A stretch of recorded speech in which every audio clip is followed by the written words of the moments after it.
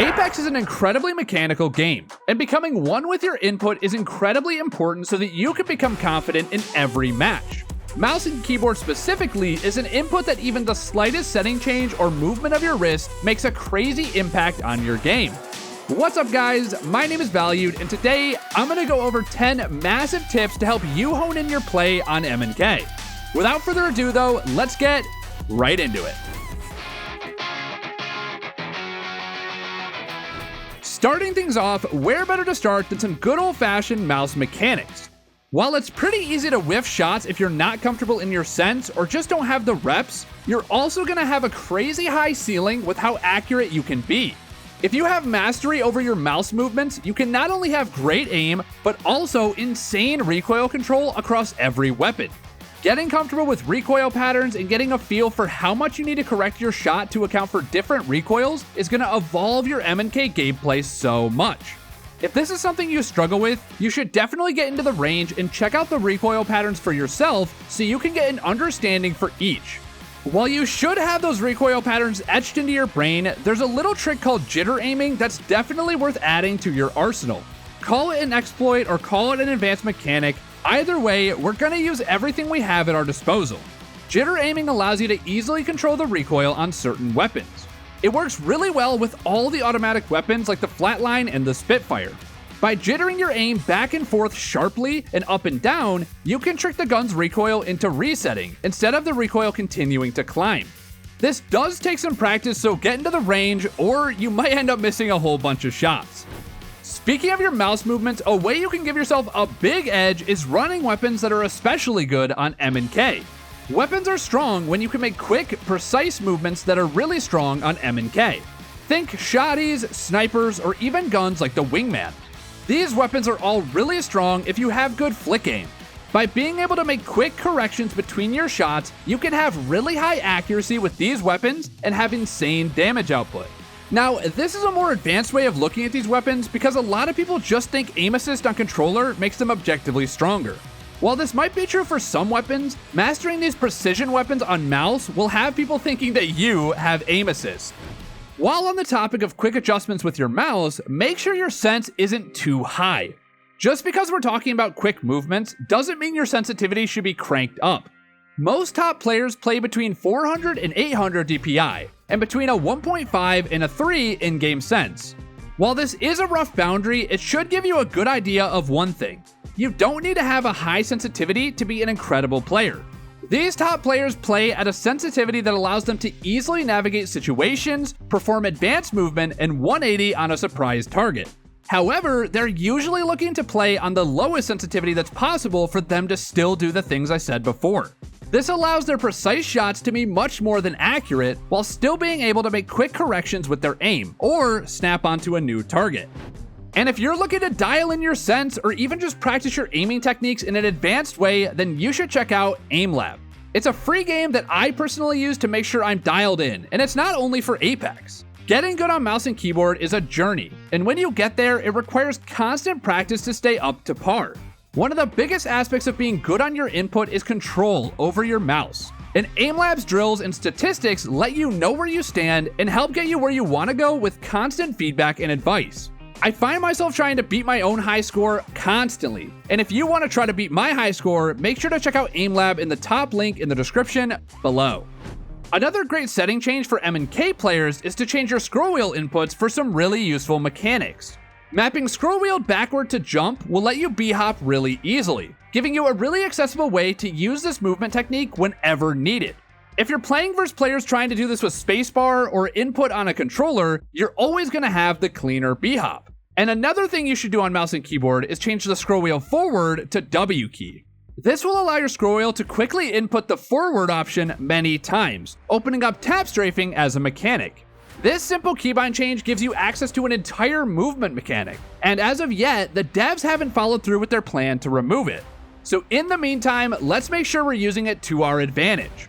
By hitting a max speed slide jump, you can turn your POV, flick your mouse wheel, and allow you to quickly 180 in the air. It's an impressive mechanic that can let you get a lot of interesting peaks and jukes when you get it down. Make sure you're learning these two scroll wheel mechanics as they'll instantly improve your movement in the game. So now let's talk about some out-of-game mouse mechanics for a second. Everything we've talked about so far is great, but the tips in this video are going to be hard to pull off if you don't understand how you should be using your mouse. While everyone has their own preferences, it's important that you aim in a way that's consistent and adapted to your own situation. Let's say you aim down sight with a sniper and make a quick adjustment to hit a target. This micro adjustment would fall under a similar category to flick aiming, and this should be done with heavy wrist movement. Your wrist is great for these micro adjustments and has incredible accuracy too once you get the muscle memory down. On the flip side, if you're tracking a moving enemy across a field with a 2x on an R301, this is likely to require more full arm movement across your mouse pad, as it's a continued, steady movement over a period of time. Moving your arm from the elbow like this can really help keep your aim steady and doesn't have you running out of space on your mouse pad. Your wrist will struggle with these prolonged aim sequences like this, so make sure you're getting your arm involved. And this brings us to our last out-of-game tip. Have a proper setup. I know this can be tough for a lot of people depending on their gaming station, but doing your best to have plenty of clean, usable mousepad space is a must if you're taking your gameplay seriously. And also guys, look, I love a good beverage by the PC myself, but don't let anything being on your desk crowd your space. Make sure you have plenty of room to do a full 180 on your sensitivity without running out of room on your mousepad. If you can't do that, you'll likely need a bigger mousepad or you'll have to clean up a little bit. Having a clean, organized station can really help your gameplay when you're playing on mouse and keyboard.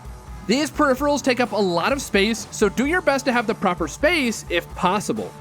So let's jump back to movement. If you can't tell so far, it's one of the biggest strengths of mouse and keyboard. It's really quite hard to pull off a lot of chain movement mechanics on a controller, while on mouse and keyboard, most of the top players have insane movement. This is largely due to some of the scroll wheel interactions that we talked about in the last tip, and also due to extra control that a mouse gives you over a character when you compare it to a joystick. With all of this in mind, the point is, abuse your movement. While you don't have to be insane and have the crazy movement tech down like Fade, you should really do your best to be an elusive and fast target.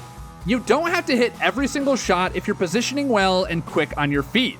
If you struggle with having crazy aim or just want an extra tool at your disposal to make you more lethal, you have to get serious about your movement and really hone in on how best to utilize everything at your disposal. Speaking of being elusive, this is incredibly important in close-range gunfights in Apex. As we all know, you can go down quick if you get caught out by multiple members or just face check someone with a shotty. This right here is when our last tip is most important because these close-range gunfights can end fast. If you have a good grasp on advanced movement like we talked about, then don't be afraid to bail on an angle and kite out a fight. Not tunneling on a situation and always playing your life is what's going to let your advanced movement shine, not just ego challenging someone and shooting each other until one of you dies. Play your life, play the situation, and try to wait for an opportunity to present itself. Alrighty guys, if you've made it this far, you're here for my favorite tip. Stop changing your settings. While you can make adjustments if you find that you're way off the mark after watching a video like this, you really need to find some settings that you're comfortable with and stick with them. There is so much muscle memory required to be a good mouse and keyboard player, so do yourself a favor and start building it. Every time you change your sense or a key binding, you're giving yourself a little setback in your progress towards becoming the most fine-tuned version of yourself. I'm gonna let you guys in on a little secret. There are no perfect settings. Instead, what we try to do is look for settings that are comfortable and then leave them be. The focus overall should be on improving at the game, not obsessing over a minor sensitivity change.